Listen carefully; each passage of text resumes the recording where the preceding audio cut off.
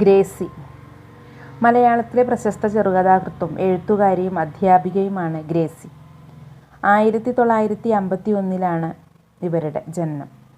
പെൺപക്ഷത്തിൻ്റെ വികാരം പ്രതിഫലിപ്പിക്കുന്ന എഴുത്തു ശൈലിയാണ് ഗ്രേസിയുടേത്. സ്ത്രീ ശരീരത്തെയും ലൈംഗികതയെയും കുറിച്ച് തുറന്നെഴുത്തുകൾ ഗ്രേസിയുടെ നിരവധി കഥകളിൽ നമുക്ക് കാണാനായിട്ട് കഴിയും. എന്നാൽ മലയാളത്തിലെ മറ്റുള്ള എഴുത്തുകാരികളുടെ പതിവ് രീതികളിൽ നിന്ന് മാറി നിന്ന് വേറിട്ട വിഷയങ്ങളിലൂടെയും ശൈലികളിലൂടെയും കഥകൾ അവതരിപ്പിക്കുന്ന രീതിയാണ് ഗ്രേസിയിലുള്ളത്. സ്ത്രീ ജീവിതത്തിൻ്റെ വൈവിധ്യങ്ങൾ കഥകളിൽ ആവിഷ്കരിക്കാൻ ഗ്രേസി ശ്രമിച്ചു. ആദ്യ കഥാസമാഹാരം പടിയിറങ്ങിപ്പോയ പാർവതി 1991 പ്രസിദ്ധീകരിച്ചു. ഇവരുടെ പ്രധാന കൃതികൾ നരകവാതിൽ, ഭ്രാന്തൻ പൂക്കൾ, 2 സ്വപ്നദർശികൾ, കാവേരിയുടെ നേരെ, പനിക്കണ്ണ്, 7 പെൺകഥകൾ, ഗ്രേസിയുടെ കഥകൾ എന്നിവയാണ്.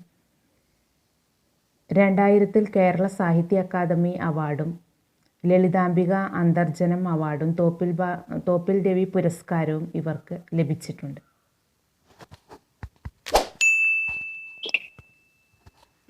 പാഞ്ചാലി എന്ന കഥയ്ക്ക് 1998 മികച്ച മലയാള കഥയ്ക്കുള്ള അവാർഡ് ലഭിച്ചു.